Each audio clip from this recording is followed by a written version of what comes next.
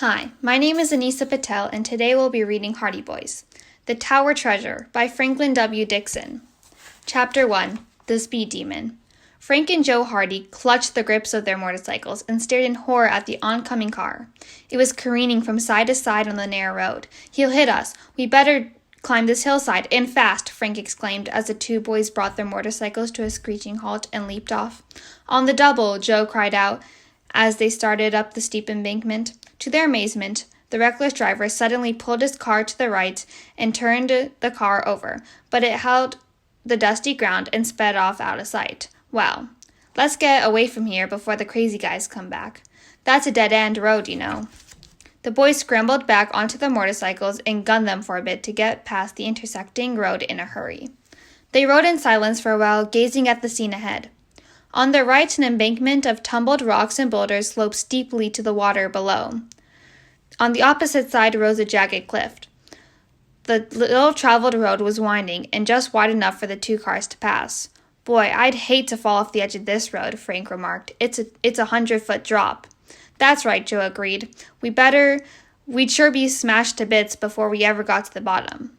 Then he smiled. "Watch your step, Frank, or Dad's papers won't get delivered." Frank reached into his jacket pocket to be sure several important legal papers, which he was to deliver for Mr. Hardy, were still there. Relieved to find them, Frank chuckled and said, "After the help we gave Dad on his latest case, he ought to set up the firm of Hardys and Sons." "Why not?" Joe replied with a broad grin. "Isn't he one of the most famous private detectives in the country? Aren't we bright too?" Then, becoming serious, he added, "I wish we could solve a mystery on our own, though." Frank and Joe, students at Bayport High, were combining business with pleasure this Saturday morning by doing the errand for their father. Even though one boy was dark and the other fair, there was a marked resemblance between the two boys. 18-year-old Frank was tall and dark. Joe, a year younger, was blonde with blue eyes. They were the only children of Fenton and Laura Hardy. The family lived in Bayport, a small but thriving city of 50,000 inhabitants, located on Barmet Bay, 3 miles inland from the Atlantic Ocean. The motorcycles whipped along the narrow road that skirted the bay and led to Willowville, the brothers' destination. The brothers took the next curve neatly and started up the narrow, steep slope. Here, the road was a mere ribbon and badly in need of repair. "Once we get to the top of the hill, it won't be so rough," Frank remarked, as they jounced over the uneven surface. "Better road from there into Willowville." Just then, above the sharp put-put of their own motors, the two boys heard a roar of a car approaching from the rear at a great speed. They took a moment to glance back. "Looks like the same guy we saw before," Joe burst out. "Good night," as the Hardy boys stopped and pulled as close to the edge as they dared. Frank and Joe hopped off and stood poised to leap out of danger again if necessary. The car hurled towards them like a shot. Just when it seemed as if it could not miss them, the driver swung the wheel viciously and the sedan sped past. That was close," Frank gasped. The car had been traveling at such a high speed that the boys had been unable to get the license number or a glimpse of the driver's features. But they had noticed that he was hatless and had a shock of red hair. "If I ever meet him again," Joe muttered, I'll... The boy was too excited to finish the threat.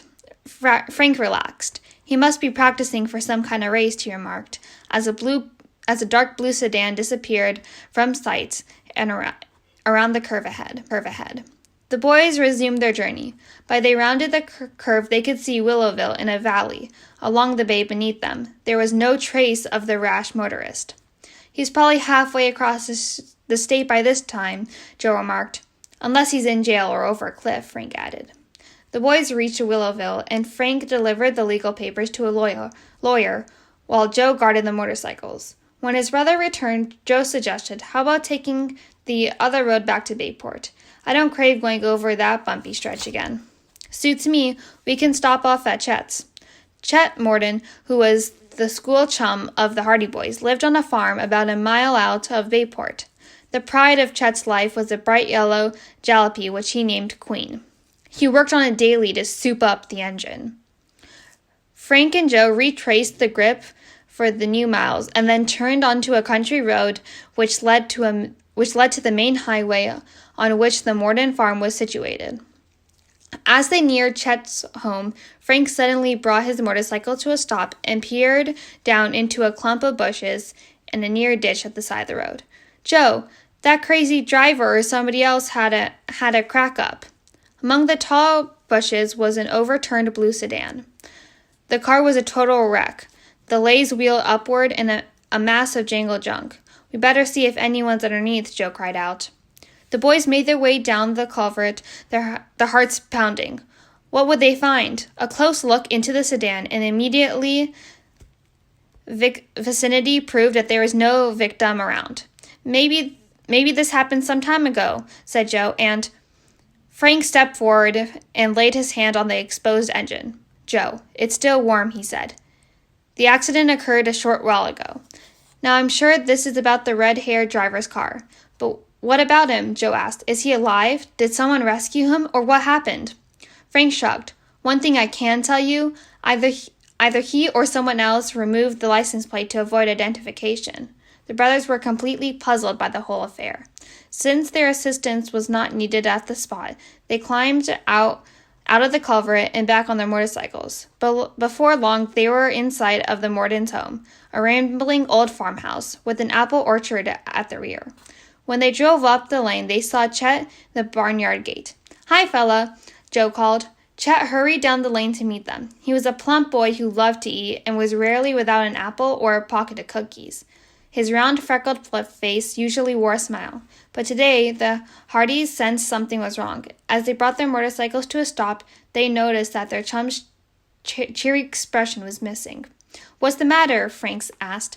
"I'm in trouble," Chet replied. "You're just in time to help me. Did you meet a fellow driving the Queen?" Frank and Joe looked at each other blankly. "Your car? No, we haven't seen it," said Joe. "What happened?" "It's been stolen." "Stolen?"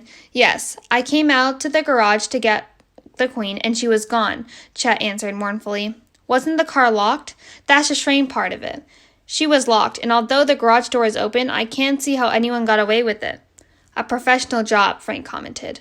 "Auto thieves always carry scores of keys with them." "Chet, have you any idea when this happened?" "Not more than 15 minutes ago, because that's when I came home with the car." "We're wasting time. Let's chase that thief." "I don't know which way they went. We didn't meet him, so he must have gone the other direction." "Climb on behind me, Chet. The Queen can't go as fast as their motorcycles. We'll catch her in no time." "And there is only a little gas in my car. Anyway," Chet said excitedly as he swung himself onto Joe's motorcycle. "Maybe it has stalled by this time." In a few moments, the boys were tearing down the road in pursuit of the automobile thief. Thank you for listening to Chapter 1.